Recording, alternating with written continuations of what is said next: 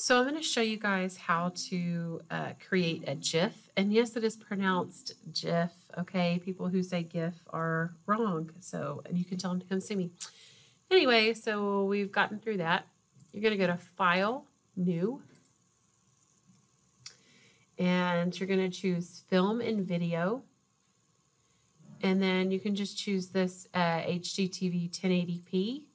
Or you can go File, New, works the same way.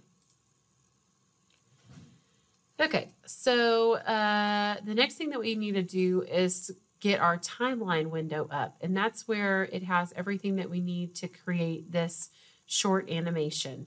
So you're going to go to Window and choose Timeline, and you'll see that timeline pop up down here at the bottom of your screen. In this drop-down area, you're going to choose Create Frame Animation. And then in order to create it, you actually have to click on the words to begin your first frame. Just to give you a short overview of your timeline window, this right here is called a frame. It's frame 1. You see the 1 in the upper left-hand corner. Underneath, you see a duration of 0 seconds or no delay. You can also choose different increments at which you want each frame, which you want to see the duration of each frame when you play it. This right here is how many times it will play through. You can choose for it to play once, 3 times, on a loop, which is forever, or you can choose other where you can set the loop count for however many times you want. You have your playback buttons here. This is a tween icon, which we'll get into in a second. This is your duplicate frame, duplicate selected frames icon, and then your trash bin for deleting those selected frames. Okay, so we're going to go ahead and open that basketball that you found in your Schoology folder, and then drag that, or we could have just placed it, but drag it into your frame here. Okay. So we're going to start with the basketball up here at the top left in frame 1. And the reason we're going to do that is because we're going to make a short animation where the basketball just simply goes down here and bounces then out of the frame. So we're going to start with the basketball up here at the top left. We are going to go down to your timeline window and duplicate that frame. In frame 2, make sure frame 2 is selected. You'll see that it's light gray when it's selected. We're going to move the basketball down toward the bottom center, a little bit to the right of the board. Okay. Now, if we played it right now, it's simply just going to flash one place and then the other really quickly. And that's not really what we want because we're missing a lot of the things in between. Photoshop has a really easy way, and your animator programs will have this too, but it's a tool that we call tweening. And so basically it is selecting each frame. So we want to add frames in between frame 1 and 2. So you're going to hold Shift to select both of the frames. And then you're going to go to that tween icon, and you're going to tween within the R selection because we already have those 2 frames selected. And then we want to add, I'm just going to keep it on 5 since this is a really simple transition of the ball bouncing. If you really wanted to get into detail, you could do a little more frames. Of course, the more accurate you do everything and the more frames there are, the more fluid the movement will be.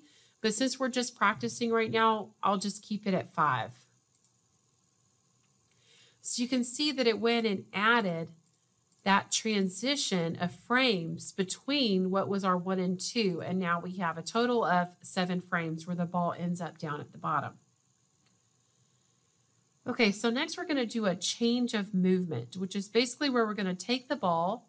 It's going to rest here, and then it's going to bounce out of the top right of the frame. So we're going to duplicate frame 7. And then on frame 8, we're going to take the ball and move it up out of the top right of the board. Okay, then hold Shift to select frames 7 and 8 because we need to tween those. We're going to tween within our selection. We're going to add 5 frames, just the same as we did before. And then you see this movement of the ball bounce out of the left and to the right. Okay, there are a few more things that we can do to make this look a bit more realistic. One thing is we need to put a little bit of a spin on the ball. And then when it bounces here at the bottom, we're going to deflate it a bit so you kind of see that bounce, and then it continue to spin out to the right. So on frame 1, I want you to go to your layers window, and I want you to name this original. That way we know that this was our original basketball, and we don't want to do anything to change that, because technically you only have one basketball, right? One object, one layer here. If we make any changes to this ball at all, it is going to change the way that it appears in every single frame. So we can't do that. We actually have to make a copy of it every time. So you're going to go to frame 2, and this is where we want the action to begin. We want to begin to spin the ball here. But again, if we do that, it's going to affect every single one of those. So we're going to drag the original copy down to the new layer to duplicate it. We're going to name this turn 2. That way it matches up with our frame 2. And we are going to rotate the basketball slightly. Okay? We're going to do that same thing in frame 3. You're going to click on frame 3. You are going to make a copy of your original basketball. Double click on the original copy and name it turn 3. Then rotate your basketball slightly more than you did the first time. We're going to continue doing that all the way to frame 7. This will be turn 4. Rotating it slightly past the rotation before. And turn 5 on frame 5.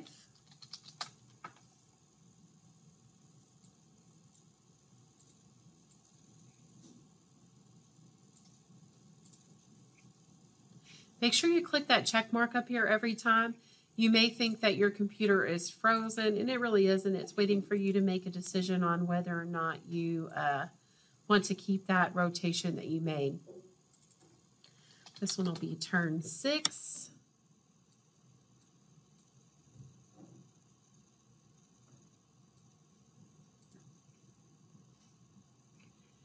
And finally, when you get to 7, we're going to do something a little bit different, because if you remember, 7 was the point where the ball was resting at the very bottom of your screen. Excuse me.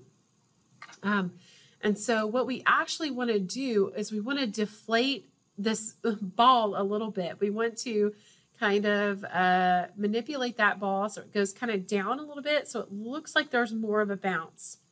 So again, never make any changes to your original basketball. If you do, you'll really affect the movement of this tween that we have so far.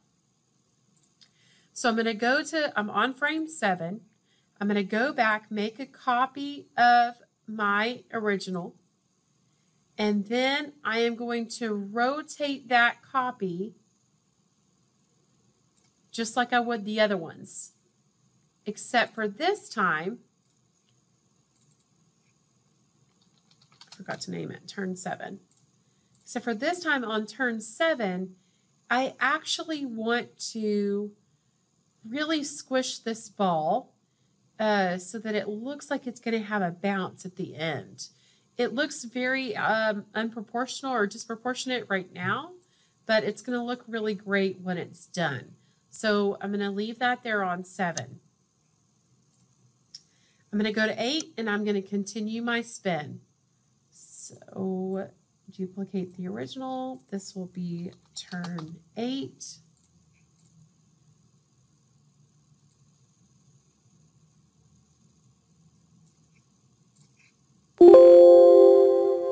Hit that check mark. Do this again for turn 9.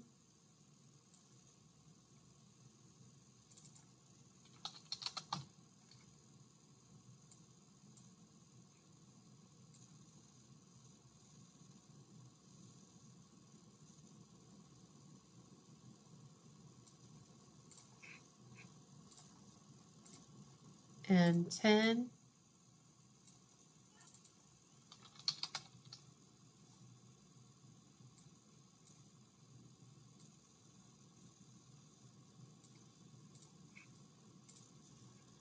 You can see that I like keeping all of the, excuse me, the layers visible right now so that I can see how far I need to turn the ball each time. It really does a lot for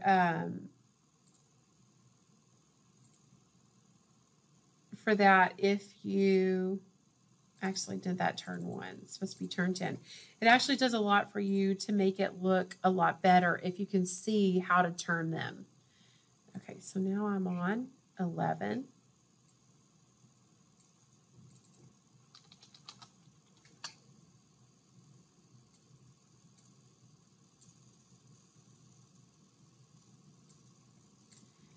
And 12.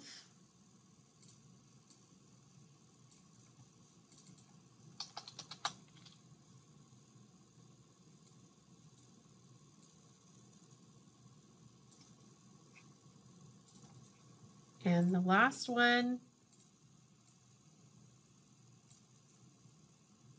turn 13. Okay, so I can kind of see the trajectory of this and it looks pretty good. Okay, the last thing that I need to do is only make the layers visible that I want to show up on each frame. So how I like to do this, and there are many ways to do this, but how I like to do this is I like to hold shift to select all of them. And I like to get rid of every single one.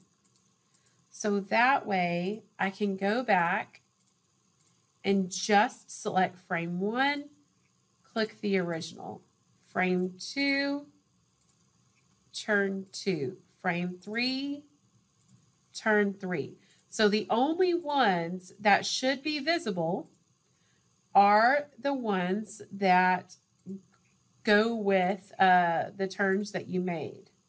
So you're just going to unclick the visibility of that OG, that original copy. And sorry, I've been calling it OG for my other classes. You're probably like, what is that? That's what that is.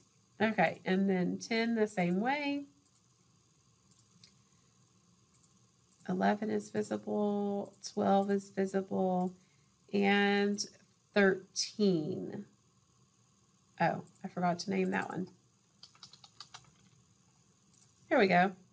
Okay, so now if you go to the beginning and you play it, you have that bouncing ball. And remember that if you want to slow it down, you can hold shift to select all of them and then delay that a little bit so it's a little slower, just depending on what you're trying to do. Of course, it's going to look a little glitchy when you do it this slow, being that there's only 5 frames in between each. When we went to tween it, we only did 5 frames. So it looks a little better if you speed it up. Okay, so now I'm going to show you how to change the background.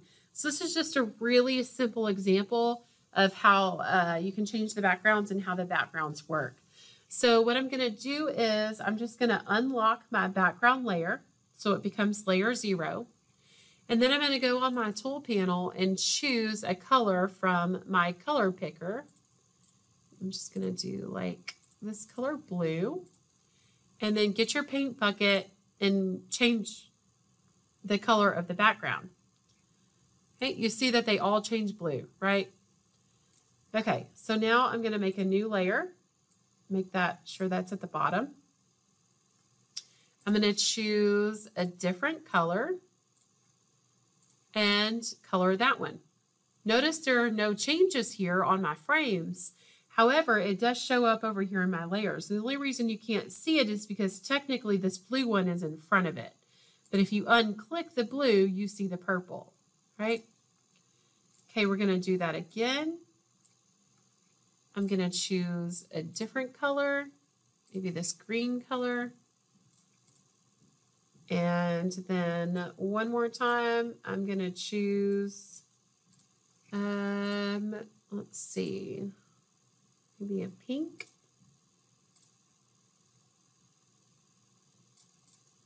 Choose this pink. Okay, so I have 4 colors, kind of looking like an Easter egg, but 4 different colors. So what I want to do is I only want to make certain ones visible on certain frames. So the first 2 frames, I'm just going to leave blue. 3rd and 4th frame, and again, I'm holding down Shift to select more than one. 3rd and 4th frame, I'm going to unclick the visibility of the blue so I can see the purple.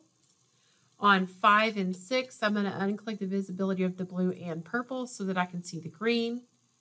7 and 8, I'm going to unclick those 3 so that I can see the pink. And then it kind of starts all over. So you can go back to purple and then make this one green. So that is easily how you change a background with your animation. Super simple, but that will help you in your new project when you change backgrounds all on your own.